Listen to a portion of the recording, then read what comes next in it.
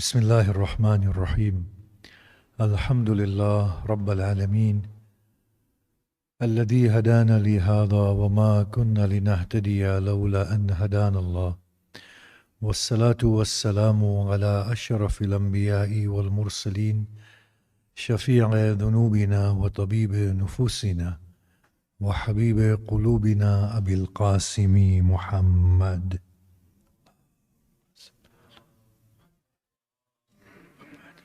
وآله الطيبين الطاهرين وأصحابه المنتجبين ومن تبعهم بإحسان إلى قيام يوم الدين. أما بعد، السلام عليكم ورحمة الله وبركاته. أسعد الله أيامنا وأيامكم. As a prelude, I begin with a narration from the life of the Blessed Prophet. He had a dream in Medina where he saw himself entering into Mecca, performing his rituals of Umrah, and then shaving his head and slaughtering his animal. He announced this to the Medinan Muslim community. This is about 2 odd years prior to the conquest of Mecca.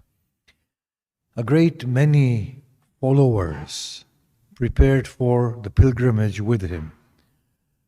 When they were about to get into Mecca, they were intercepted and they had to stop elsewhere, Hudaybiyah. Now, of course, a treaty was made with the Meccans at that point that the Prophet would not enter into Mecca at that time, but would come back. Now, at this point here, you can see that the Prophet, in his capacity as a human, took a decision based on a dream. But he did not enter into Mecca. Now this was a difficult time for the Prophet because he did not enter into Mecca, but the Prophet understood that whatever had transpired was for the best. Now we don't find revelation coming onto the Prophet at that point to justify his actions. So when he told the people to shave off their heads and to slaughter their animals at the place at which they were, they refused. And some of them, as we know, like the second Khalifa, expressed his skepticism at the Prophet's decision altogether for that treatise. In any case, his wife Salama, I believe, he said to him, "Why don't you go and shave your head off and slaughter your animal? And then see what they do." So he went, he shaved off his head and slaughtered his animal. And the Sahaba, all of them, followed him. Now here we see a very real human who has taken a decision, who has announced his decision to the people. The dream does not transpire in physical terms. So there is a bit of a glitch here. Revelation is not there to assist him at this point. He takes advice of his wife and takes a decision, and everything falls into place. The Surah Fath afterwards begins to come upon the Blessed Prophet, "Inna fatahna laka fathan mubina," and so on and so forth. Now observe here that the surah is coming afterwards, that we indeed gave you a victory, but that is after the Prophet's decision, after the test that he faced. And then when they entered into Mecca in the subsequent years, the verses came that indeed Allah made the dream that you saw come to pass and made it come true. Now that is the dream coming to pass subsequent to that event. Now, why have I set up this prelude? The prelude has been set up to dispel this notion from our minds that this Prophet was constantly being led. This Prophet is a very real Prophet. He is experiencing things. His mettle is being tested. He is growing through his experiences. He is taking decisions. Then he is left without assistance. Then later on, the verse comes to justify his actions. But in the interim, you can imagine how he is taking these decisions, and he might even be feeling that, was this a right decision? Now, this is a very different prophet to the prophet that we find within the mainstream theology. But this is the very reason why he found such die-hard followers.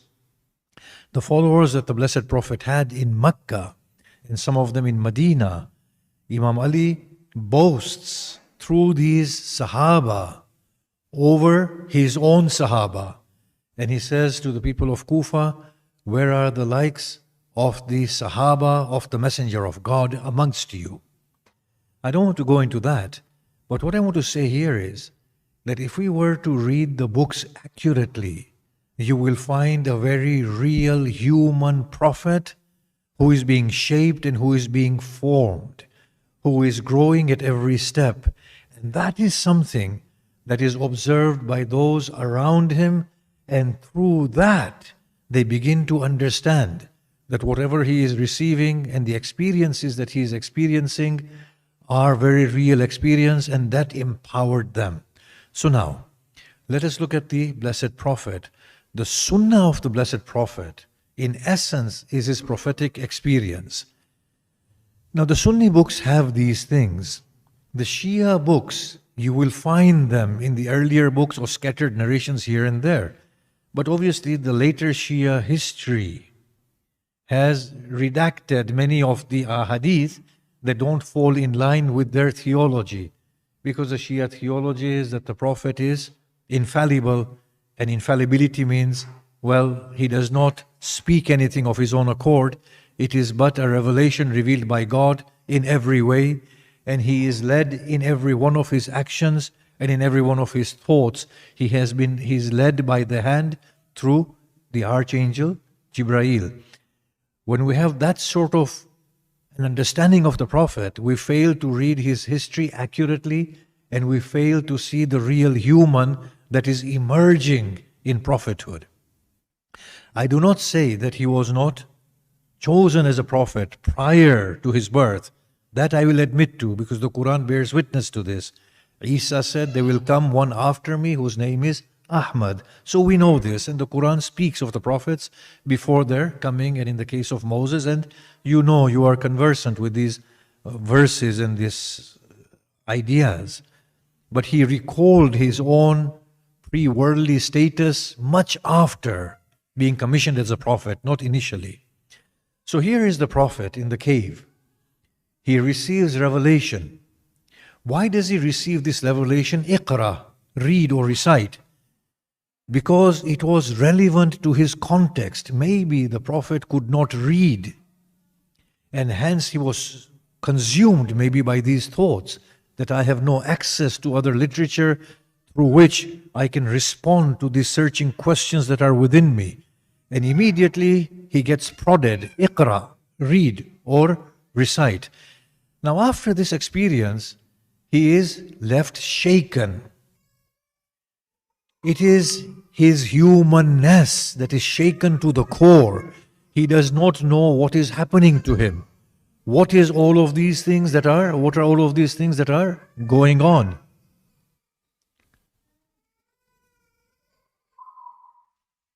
You know it.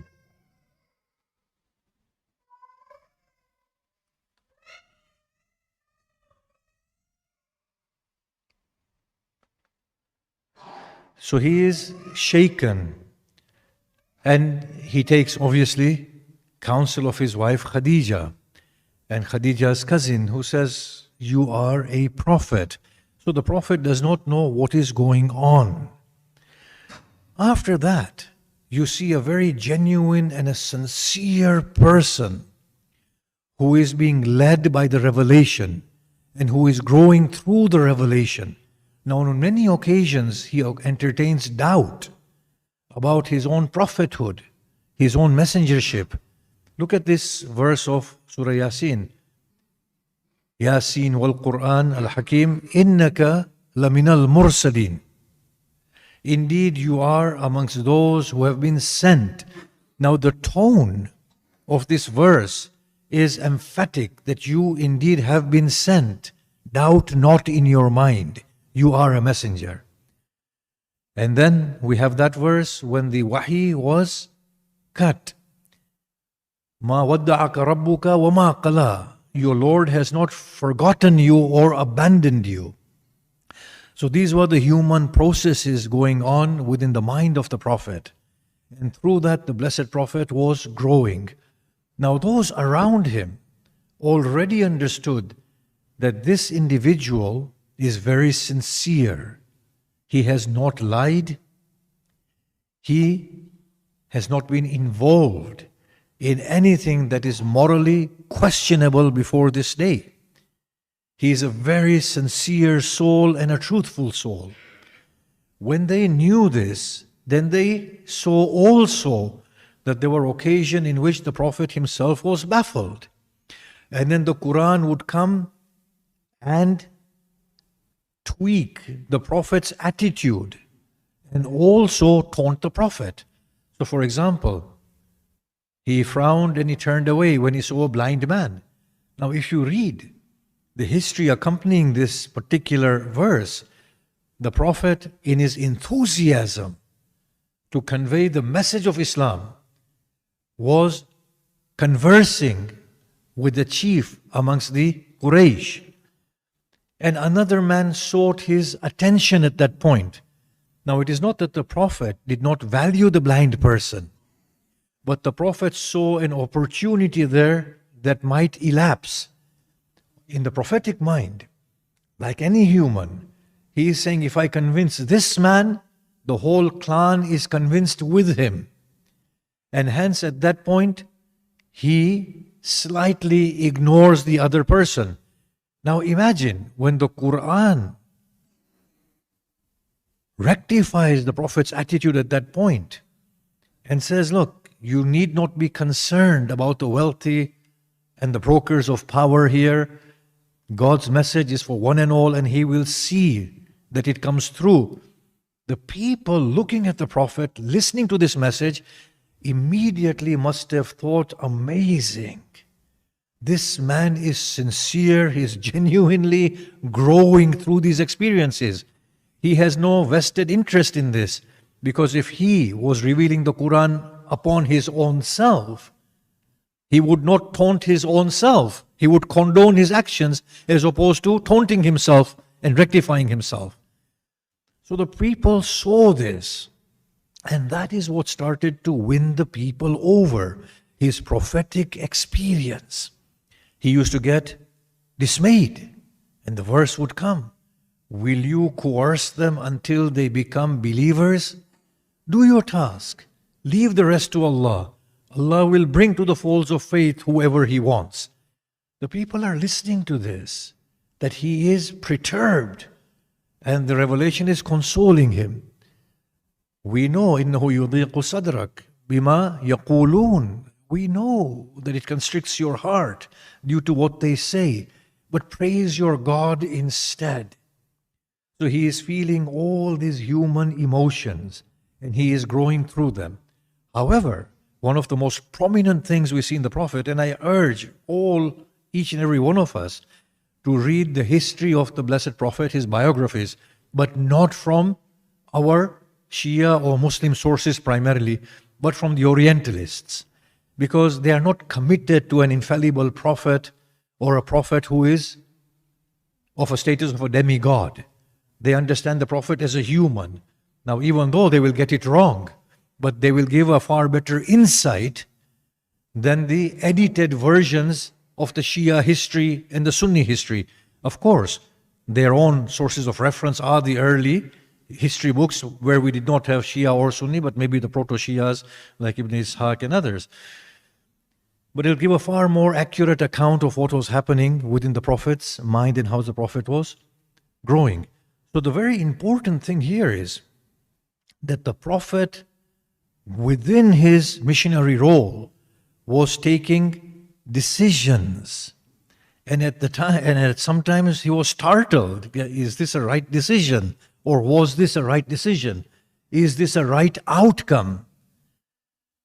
And that is where you see the real being, that sincerely he is acting. There is a possibility things might not come out as they ought to come out or as he envisages them to come out.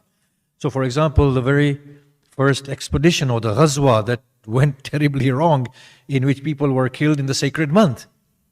Even the Prophet was startled with that event. And then the verse came and justified it. So the Prophet was growing through the experience of revelation and through the prophetic experience. So you see, in the beginning of his missionary role, he is a mouthpiece. You see later on a very confident prophet who is taking decisions and standing by his decisions. When Khalifa Umar said, I have a doubt whether this is indeed a command by God, he said, don't doubt, I am indeed a prophet and a messenger. The Prophet Muhammad said that to him in the Medinan phase when they were going to Makkah, based on his dream. So you see that confidence afterwards. That confidence is not there in the beginning. In the beginning we see that, has God abandoned me? Has he forsaken me? Was it all a one-off experience? Or is it a perpetual thing? These doubts are no longer entertained by the Prophet. He is growing through these experiences. Now the other thing that needs to be understood here very accurately is that there is a distinction between Muhammad Rasulullah, Muhammad Nabi, and Muhammad ibn Abdullah. We are seeing this distinction very clearly. In the Meccan phase, you see Muhammad sallallahu alaihi wasallam as the son of Abdullah, as a Hashimi, as a Qurayshi. And you see him as a prophet who is speaking the revelation out. And he is saying to them, I am being led as you are being led through this revelation. So the revelation says, stand at nights. He stands at nights. The revelation says, praise Allah. So he begins to praise Allah. And he is being shaped by the revelation. The revelation says, now proclaim the name of God openly. He proclaims the name of God. He is being led by the revelation. When the revelation is not there, the Prophet, when he is approached, he says, this is all we know so far. We don't know beyond this. This is what we are supposed to do. So for example, there was an incident even in Medina where somebody accused his wife of unchaste behavior. The Prophet said, I have no rule in my book for this. He simply said, I have no rule. I can't adjudicate. I can't pass a judgment. And I can't tell you what the remedy for this situation is, until the verse of mutual imprecation in Surah Nur was revealed. So even as late as Surah Nur, he would hesitate to say anything that was not revealed. But in the beginning phase, you can see that there is Muhammad Rasulullah as the person and Muhammad Rasulullah as the Nabi. As the person, he's saying, look, I'm just being led. I'm saying to you whatever is being told to me. Then we find that Muhammad Rasulullah sallallahu alaihi wasallam is actually giving them Sharia that is not in the Quran. And he is telling them what is righteousness. He individually is telling them about the hereafter. So we are seeing that the gap between Muhammad the person and Muhammad the Nabi is being closed. Then we see in Medina a distinction between Muhammad the person and Muhammad the statesman. Some like to call that statesman designation as Risala, although many will agree, many will disagree that the Risala designation and Nabuwa designation need to be rediscussed. But for our convenience, a distinction is seen between Muhammad the person and Muhammad the statesman. So on many occasions, you find the Quran trying to close the gap. مَن يُطِعِ الرَّسُولِ فَقَدْ أَطَاعَ اللَّهِ. He who is obedient to the Rasul is obedient to Allah. Why does the verse need to say this? That he is the Rasul. Even if the Quran has not revealed something, if you do ita'ah of the Rasul, you're doing ita'ah of Allah. If you're being obedient to the Rasul, you are being obedient to Allah. Because there was a distinction there between Muhammad the person and Muhammad the Rasul. And that's why you have on so many occasions that the Sahaba would say, is this from you or is this from God? There was a distinction between the two. And that is why we see maybe Khalifa Umar saying at Hudaybiyah that is this really from Allah? Because I doubt that it is from God. So that distinction is there between the Rasul and between the person, and the Quran is trying to close that gap. And then we see another important thing, that in his domestic life, it was his private life. But later on in the Medinan phase, the wives of the Prophet are told that whatever has been revealed inside your houses, spread it out. Tell others, outsiders. By this time we find that those distinctions are fading away. Muhammad the person no longer retains an identity. It becomes Muhammad the Rasul and Muhammad the Nabi through and through. So even though in the beginning we see this dichotomy or this tripartite distinction between Muhammad the person, Nabi and Rasul, towards the end, it is beginning to become one person. Now at this point in time, what we find is that the Prophet has become so vigilant about his own behavior because the people are looking at him at every instance and scrutinizing his behavior because that is constituting for them their religion. So when verses like لَقَدْ كَانَ لَكُمْ فِي رَسُولِ اللَّهِ أُسْوَةٌ حَسَنَةٌ Surah Ahzab, and of course it's in the early phase of Medina or the early middle phase of Medina, for you is a prime example in Rasulullah. Now the verse might have meant as far as his attitude is concerned, but the way people understood was as far as his mannerism and his behavior is concerned. So that's why we find books talking about the conduct of the Prophet, that while he ate with 2 fingers and a thumb, and he chewed to this extent, and he did not blow on his food. When somebody would call him from the back, he would not turn his head, he would turn the whole of his body, so his shoulders turned. The way he walked was like this. The way he glanced was like this. The way he cut the fruit was like this. So you can imagine how he has grown from the person who was inside the cave, who received the first revelation, to this person now, without any aid of revelation, who has become a model of an ideal human and ideal behavior, that he is being studied so accurately, so closely, that even when he says something in jest, it is recorded, and no longer is there a distinction between Muhammad the person and Muhammad the Rasul. That is how much he has grown through the revelation and through his own endeavors.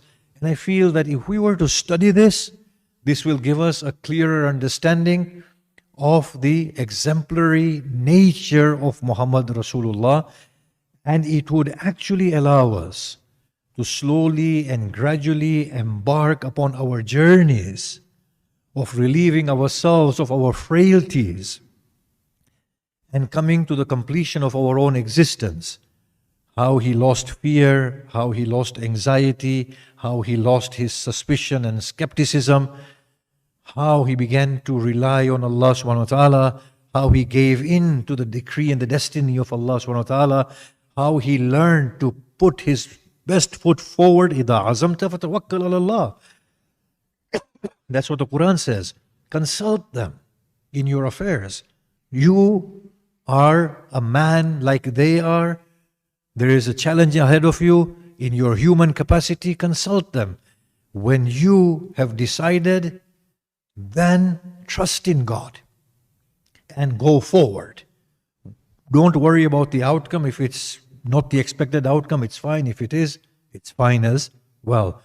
So we can learn this beautiful, hidden, essential message of the Blessed Prophet by accurately studying his history. My time has finished, so I'll stop there. Wassalamu alaikum wa rahmatullahi wa barakatuh.